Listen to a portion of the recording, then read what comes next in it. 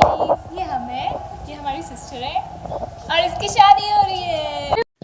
हाँ, तो मोनू जो है उसकी जिस दिन शादी थी सेम डे पे दो लोग और जो है एनिवर्सरी शेयर कर रहे थे। एक थे हमारे बड़े जीजा सुमन जीजा, जिनके जो बड़े वाले जियोसा को हम ढूंढने इधर उधर घूम रहे थे और फाइनली हम उनको पकड़ के लेके आ गए, क्योंकि हमें उनको नवाजना था एक बहुत ही बेहतरीन अवार्ड के साथ। हमारे जीजा को 17 साल से वो मतलब प्यार से रख रहे थे और जीजा भी उनको प्यार से रख रहे थे।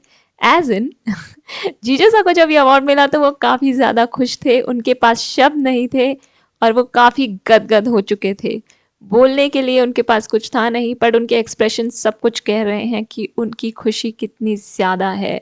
साथ ही साथ हमारा ये छोटा सा कपल जिसकी वेडिंग को हुआ है जस्ट 1 साल, तो दुल्हन इधर आ रही है अपने सहेलियों की टोली लेके, अपने दूल्हे की तरफ बढ़ रही है और हम दूल्हा भी जो है ढूंढ के लेके आ चुके हैं, जो कि अपनी छोटी सी बारात लेके आ चुका है। अब इनको बिना ही वरमाला के हम कराएंगे वरमाला, क्योंकि इनकी शादी को हुए सिर्फ 1 साल। हालांकि फर्स्ट एनिवर्सरी काफ़ी स्पेशल होती है, बट 17 साल के सामने तो बहुत ही छोटी होती है।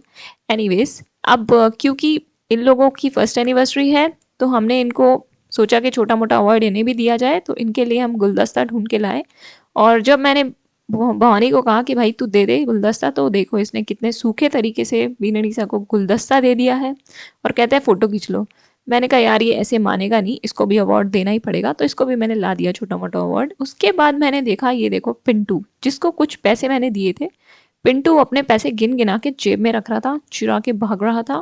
मैंने कहा पिंटू ऐसा मत करो मत करो, मेरे को मेरे पैसे वापस दे दो। तो ये बच्चों की भीड़ में गुम होने के लिए चला गया। इसने सोचा ये मुझे छू मंतर कर देगा, बट मैं नहीं हुई। फाइनली इसे अपना ही मुंह छुपाना पड़ा। और फाइनली क्या है कि ये भाग भाग के इतना ज़्यादा थक चुका था कि ये रुक गया। और जब ये रुका तो मैंने इसको पानी ऑफर किया। जब पानी ऑफर किया तो ये हो गया था पानी पानी। और इसने कहा चलो जीजा ठीक है, पैसे तो मैं दे दूंगा बट 50-50 कर लेते हैं। मैंने कहा चलो यार, भागते चोर की लंगोटी ही काफ़ी है। तो हम लोगों ने 50-50 किया और बाद में हमने पानी को शेयर्स करके पी लिया, क्योंकि हम भाग भाग के डिहाइड्रेटेड हो चुके थे।